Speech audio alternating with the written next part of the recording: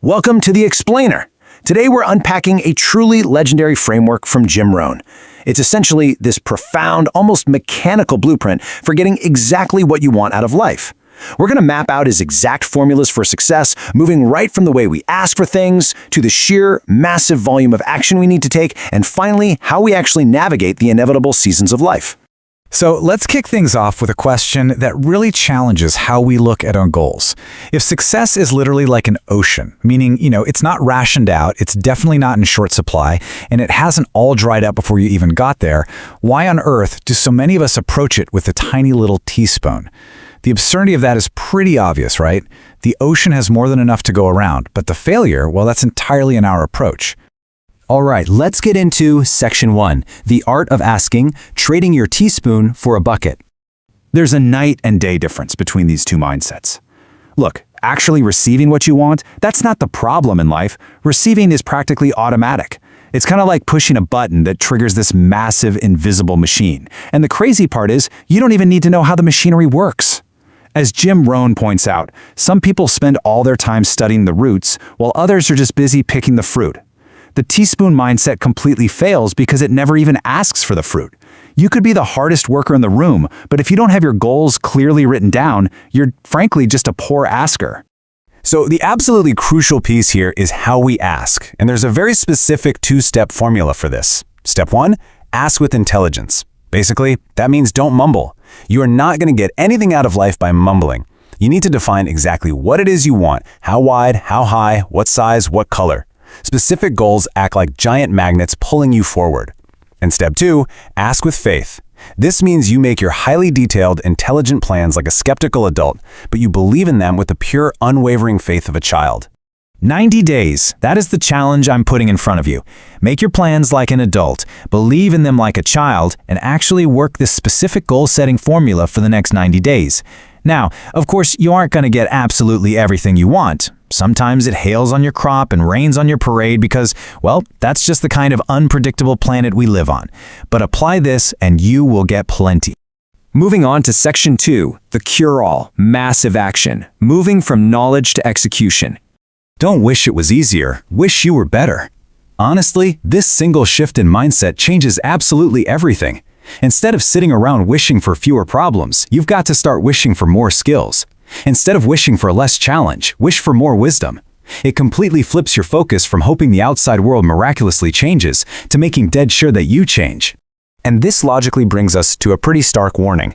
If you let your learning lead only to knowledge, you're essentially playing the fool. Waiting until you've learned 2,000 or 3,000 things before you finally take action is just a massive waste of time. Look, it's one thing to be dumb and broke, that's understandable, but being smart and broke, that's pitiful. You have to let your learning lead directly into heavy, immediate action if you want to see real results and build true wealth.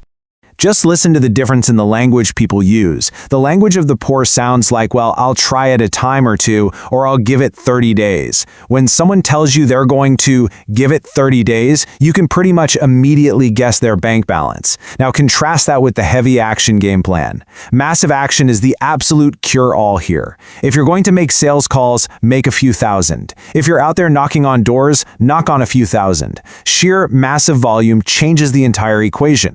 So let me just ask you directly, what are you actually going to do starting tomorrow to make a difference? Because if you don't do something fundamentally different starting tomorrow, guess what? Life is going to be exactly the same. If you really want to know what your next 5 years are going to look like, all you have to do is look at your last 5. That is, unless you make a major, massive change tomorrow. And hey, while you're out there taking all that massive action, keep this core truth right at the front of your mind. Success is something you attract by the person you become, not something you just aggressively pursue. So, instead of merely chasing a paycheck, you need to work intensely on your personal development. The biggest question to ask yourself on the job is definitely not, what am I getting paid here? True happiness isn't wrapped up in what you get. The major question, the only one that really matters is, what am I becoming here? Which brings us to Section 3, Mastering Life's Inevitable Winters, the first season of life. See, life follows this incredibly strict, unyielding progression. Night always follows day. Difficulty always follows opportunity. Recessions inevitably follow progressions. And for the last 6,000 years of recorded human history, this cycle hasn't changed one bit. So the first major, fundamental lesson in life is learning exactly how to handle the winters. Because believe me, they will absolutely come. And these winters, well, they come in a whole lot of different forms. We've got economic winters and social winters, but then there are those deeply personal winters, right? The times where you run out of money, everything goes belly up, your dreams are smashed, and your heart is just broken into 1,000 pieces. These are those unusually long, dark nights where it literally feels like your prayers go no higher than your own head. But you have to remember, these disappointments and harsh winters, they are a completely normal, unavoidable part of life. So how do we actually handle it? Well, you can't get rid of January just by tearing it off the calendar. The winter environment isn't going to suddenly change itself just for you. But here is where the magic happens. You can change. You can get stronger. You can get wiser. You can get better. You have to let the bitter cold of that winter force your own internal growth. Now, let's shift gears to Section 4, Seizing Spring and Protecting Summer, Opportunity and Defense. The good news is opportunity always follows difficulty. That's your spring. But look, just because spring rolls around, that doesn't automatically mean you're going to look good come fall. You have to take advantage of it quickly. Life is incredibly brief. We are only handed a small handful of springs in our entire lifetime. So you must get extremely good at one of two things: actively planting your seeds right now while it's spring, or getting ready to beg later in the fall. And right after you plant, you enter summer. Now, summer requires intense, active protection. Basically, as soon as you plant your beautiful new garden, the busy bugs and noxious weeds are instantly out to destroy it. It is just naive to think otherwise. All good things will be attacked. You have to actively defend your crops, meaning your family, your marriage, your friendships, your business, and your community values. You have to be vigilant and prevent the intruder from taking the good you just started building. Finally, we arrive at Section 5. Reaping the autumn harvest, radical responsibility. Now, this right here is the absolute highest form of human maturity. The exact day you pass from childhood to true adulthood is the day you stand up and accept full, unshakable responsibility for your harvest. It means reaping in the fall without a single apology if you've done incredibly well. And, on the flip side, reaping without a single complaint if you've done poorly. It's about owning it all. Which ultimately brings us to this defining core philosophy. It's not the happenings, it's what you do about it. Look, we all know Murphy's Law, right? If anything can go wrong, it absolutely will. Everything can happen, and anything does happen. We could all just sit around in a circle telling sad stories all night long. But your reality isn't dictated by the happenings. It is dictated entirely by your reaction to them.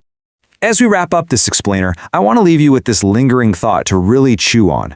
Disappointments are not some kind of special gift reserved just for the poor. Everybody gets them. The only actual difference between those who succeed and those who don't is what they intentionally choose to do about them.